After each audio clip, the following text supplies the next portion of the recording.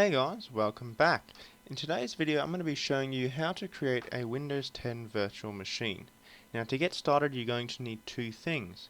Firstly, you're going to need an ISO for Windows 10, whichever edition you're choosing to install, or this tutorial also works for other operating systems too if you use the same rough steps.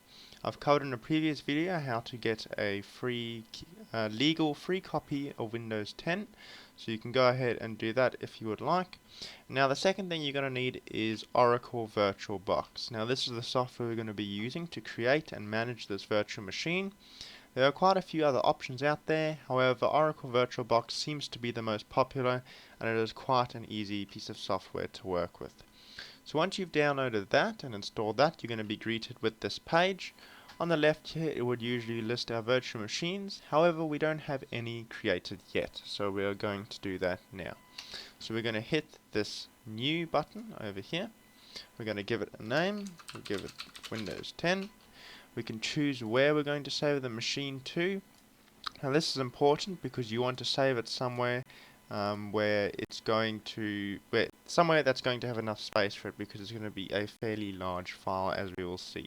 So I'm going to save it to one of my other hard drives. I don't recommend saving it to your system drive, especially if it's an SSD. It'll run quicker if it's on a separate drive. So we're going to hit select folder. There we can change the OS type. Obviously we're going to leave it on Microsoft Windows, but it's got a few others such as Linux, Solaris, BSD, Mac OS, etc., etc. And we're going to hit our version. This needs to match up with the version or the ISO that we are installing. So we're going to hit Windows 10 64-bit. Then we'll hit next. Now we're going to assign the RAM. Generally it's a good idea to give it at least 4 GB of RAM, especially if it is the 64-bit version. This machine of mine has 16 gigs, so we'll give it 8 GB of RAM. Generally it's good to give it half of what your host system has, because you don't want your host system to run out of RAM too. So we're going to hit next. Now we can either this is where we're going to create our virtual hard drive essentially. So we can either click the option do not add a virtual hard disk, not sure why you would want to do that. You can create one, or you can use an existing virtual hard disk file. We're going to create a virtual hard disk now. As we can see, it's giving us a recommended size of 50 GB. So we're going to hit create, and now we can choose the format of the virtual hard drive that we can create. We're going to stick with VDI, VirtualBox Disk Image, because this makes it easy for you to transfer it to, say, another machine, maybe your laptop or different computer, and still be able to use VirtualBox to access that virtual machine. So we're going to leave it on VDI. We're going to hit next, and here we get to choose whether it is dynamically allocated or fixed size. The names kind of give away what they mean. Fixed size means you give it a fixed size, say 50 GB, and the virtual hard drive does not get bigger or smaller than that. It will take up 50 GB on your physical hard drive on your host machine.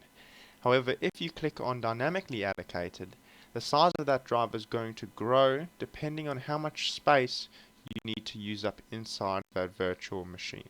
I like to use fixed size because I know how much space I've got, how much storage I've got. I can extend it at a later time, etc., etc. So we're going to do that. We're going to leave it on fixed size. Going to hit next. So now, as you can see, we've got our path here for where it's going to create this virtual machine on that drive that we selected before. And here we can actually select the size of our virtual hard disk. I'm going to give mine 32 gigs. I don't have any need for it to be as big as 50 gigs, but as you can see, you can go up to 2 TB if you really need to do so. So once we've done that, we can then hit create, and we might need to leave it for a bit depending on how big your virtual hard drive is, how fast your system is. Give it a bit of time for it to create the virtual machine and the virtual hard drive. Alright, now that that's done, we're back on the opening page of VirtualBox.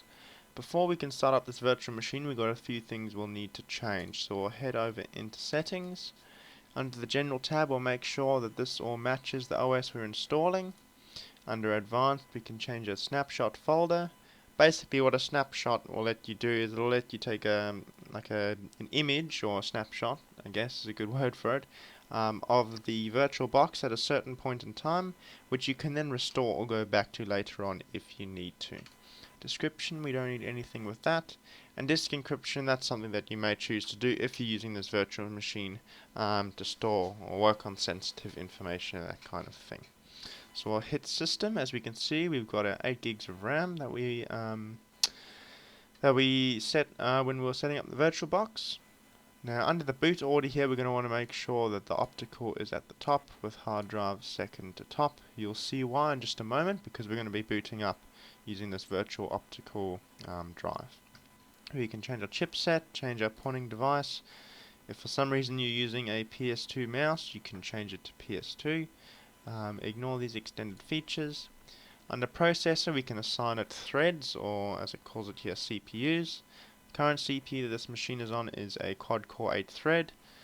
So generally I would recommend maybe give it half. If you've got 8 threads, give it 4 threads. If you've got 2 cores, 4 threads, give it 2 cores essentially, because again, just like with the RAM, you don't want to starve your host system of any resources. Execution cap, I'm not going to explain that. However, if you just hover over it, it will basically explain that. We're going to take that down to 50%. A good thing to do is always just do halves. So give your host system half the resources, give the virtual machine half the resources. Now under extended features, we're going to enable PAE NX because this is something that Windows 10 uses. You may not need to do this if you're installing a different OS, but for Windows 10 we will need to. Under acceleration, we can change some options there. We're not going to touch those, you shouldn't need to. Under display, we can change the amount of display memory that we have.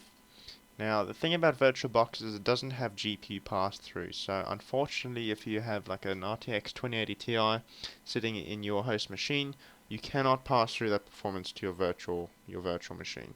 You would have to use different software. That's something for another video if you're wanting to do that. So we can change the video memory. It's always good to put that up to the maximum amount, because obviously Windows 10 needs video memory for animations, etc., etc. We can change our monitor count. We're going to leave that at 1. You can have up to 8 if you so choose to. You can change the scale factor. You can change the graphics controller. And here we can enable 3D and 2D acceleration. We're going to hit enable 3D acceleration, and we see that gives us more VRAM. So we're going to up that a little bit more. Again, that'll help with some of the animations that Windows 10 uses. We can choose to enable remote display, allowing remote viewing of the virtual machine if you choose to. And recording, that's pretty self-explanatory as well. However, we're not going to mess around with any of that. Under storage, as we can see, we've got our virtual hard drive or our virtual disk image, Windows 10.VDI. That's SATA port 0. It's basically emulating a SATA controller. And we've got this disk. So now what we're going to want to do is click on this disk and click on this little disk here again. And we're going to hit choose virtual optical disk file. Now you're going to want to navigate to where you have that ISO file that you're wanting to install. So I've got mine here. You're going to want to click on it, hit open. You'll see it'll load up here. Type image 3.99 gigs. It'll give you the file path. So we can see that's loaded in there. So we'll leave that for now. Then we'll go to audio. You can change audio controllers, etc., etc. Enable audio output, input, whatever you might choose to do there. We're going to leave that as is. Network, again, we'll leave that as is. Something I will talk about in another video is how to pass through network adapters so that you can have internet access inside your virtual machine using either PCIe or USB Wi-Fi card, or even onboard Ethernet from your host machine. Serial ports, not going to worry about that. USB, we can change what kind of controller the virtual machine uses. We can use USB 1, USB 2. We can also use USB 3, however to use USB 3 you need to install a VirtualBox extension package. Again, something that I will cover in another video. You're going to want USB 3 if you're going to be using it to copy across, I don't know, large amounts of information or flash drives, external hard drives, etc. But if you're just using it for peripherals, USB 2.0 should do just fine. Shared folders, we don't need to do anything with that, and user interface, we can leave that as is. So now we'll just double check we've got that all good to go. We'll hit OK. Now one last thing, you notice this little symbol down here. This is going to come up if you have at least half of your CPU cores or threads assigned to the virtual machine. Now because I have a quad-core 8-thread CPU, I've given it 4 threads, or 4 cores so to say. VirtualBox has an issue with that, it's not going to stop either your host machine or the virtual machine from working. I've never had any issues splitting the thread count in half like that, half of the VirtualBox, half for the host machine. So if that comes up, don't be too alarmed, just leave it as is. So now we're going to hit OK, it's going to save, and we can go ahead, double check all of this information here to make sure that it looks correct. We see we've got our optical drive with our ISO. There we've got our virtual hard drive, 32 gigs, 8 gigs of RAM, 4 processors or threads, execution cap, etc. Some of the acceleration, PAE and NX are needed for Windows 10, so you need to make sure that these are enabled. So now we can go ahead and we can hit start and we can boot up this virtual machine.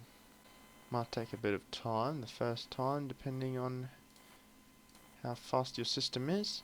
And now we can go through with the Windows 10 installation process.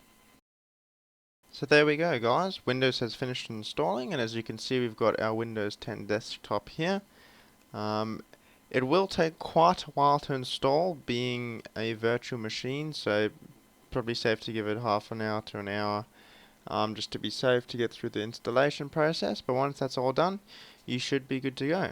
So thank you very much for watching, and I'll catch you guys in the next video.